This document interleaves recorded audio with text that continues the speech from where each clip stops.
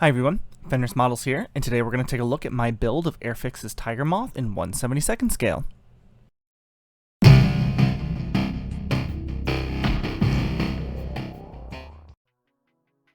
Before beginning the build, it always helps to take a look at the instructions and make any annotations you might think you need.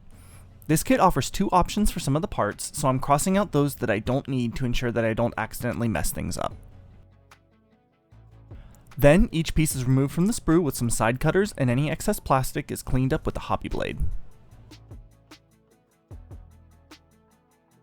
Before the two halves of the fuselage could be closed up, the cockpit needed assembly and painting. Each seat was attached to the frame with some Tamiya extra thin cement, followed by their control stick.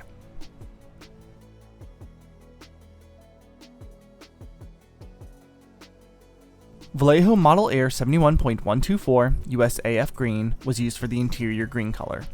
It's not exact for RAF interior green, but it's close enough and will be mostly hidden away anyway.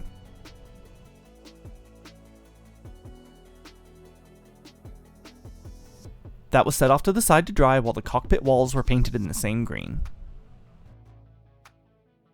For the pilots, I again didn't have the exact right shade of blue, so I used the closest thing on hand. In this case, Model Air Faded PRU Blue 71.109. Once the wash is applied and the figures are put in place, the dark tones from the wash and the shadows from the cockpit will trick the eye into perceiving roughly the right color. Back to the cockpit, Metal Color Silver 77.724 was painted onto the control sticks. The top of each stick, along with each headrest, was given a coat of Model Air Black 71.057. Details on the pilots were picked out in black, silver,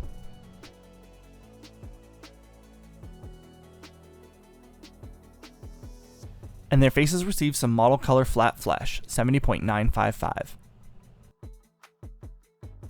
Lastly, each pilot received a coat of Reichland flesh shade to bring out the details. The cockpit was installed into the fuselage, along with the instrument panels. Each panel received some black paint. Now, I didn't worry with putting the decals on these, partially because it would have been a pain to try and get in there with those tiny spaces, and it just really won't be visible in the final product anyway.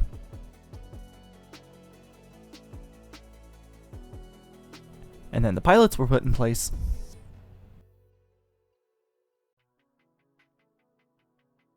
While that dried, the exhaust and prop were attached to the nose of the plane. The two halves of the fuselage were then brought together and adhered to with a thin bead of Tamiya extra thin cement. And then the nose portion was attached, followed by the lower wings. Next was the tricky bit, getting the struts on the top wing and lining them up with the holes on the bottom wing. While footage of me struggling plays on in the background, you'll notice that two of the ones on the outside on each of the sides were connected by some excess plastic. I highly recommend that you leave these in place while aligning the struts. It's much easier to be fighting two pieces instead of four for this. Once the top wing was in place and the struts aligned, the last few pieces go on pretty easily. I do apologize, I apparently forgot to hit record for those steps, but it's pretty simple. It's just putting on the wheels, attaching those tail stabilizers, and then there's a handful of supporting struts for each of those pieces. After everything's in place, we can remove the extra plastic between those struts. The pilots were masked with a little bit of foam and tape, and then it was time to start the pre-shading. Model Air Black was used to trace any panel lines, not that there's a lot on the Tiger Moth, as well as anywhere shadows would gather. I also put a little where the fabric on the wings sagged between the spars to give the final color some extra dimensionality. A 50-50 mix of Model Air NATO Green 71.093 and Model Air USAF Green 71.124 was sprayed over the entire model. I made sure not to apply this too heavily so that all of that pre-shading would still be able to show through. From there, I picked out some of the details, such as the wheels on the prop in black,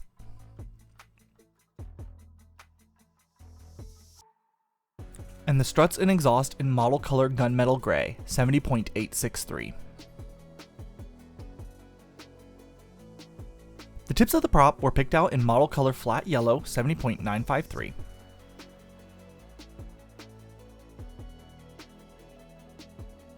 The paint was allowed to dry and cure before the model was taken outside and given a coat of Mr. Super Clear gloss varnish in preparation for the decals. I like to use a gloss varnish here because the properties of gloss varnish help to eliminate any silvering of decals due to trapped air.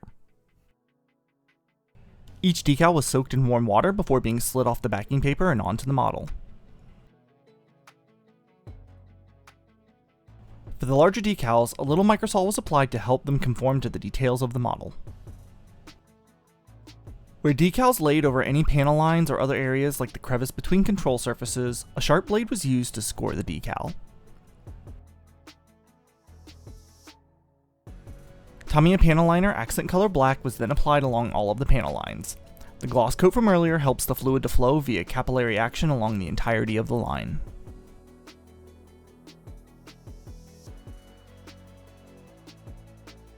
Any excess panel liner was cleaned up with a cotton bud, damp but not wet, with Artist White Spirits. I made sure to keep my motions consistent with either airflow or the pull of gravity depending on the surface. What this does is it allows any smearing of the excess wash to effectively become a light weathering filter on the plane.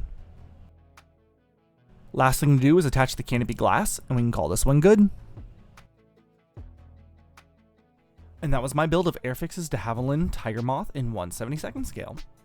I enjoyed this build. It was quite a simple and fast one, and sometimes you just need that as a bit of a palate cleanser of sorts. I know it's been a bit since I've gotten around to doing an aircraft video for the channel, and it was nice returning to the subject. The build quality on this kit was nice, though the upper wings did get a little crooked. It's not immediately apparent, but it is certainly there if you know to look for it. And I know I didn't do any of the rigging, though Airfix does include a rigging guide if you're so inclined. I might try it on my next biplane, we'll have to see. Overall though, I am quite happy with this one. Thank you Cali Bear and all of my starter set patrons. Your support is invaluable and keeps this channel going. And thank you for watching. If you enjoyed this video, make sure to like, subscribe, add a comment, all that jazz that pleases the algorithm. If you want to see more, how about checking out one of these two videos here? Either way, stay safe and keep modeling.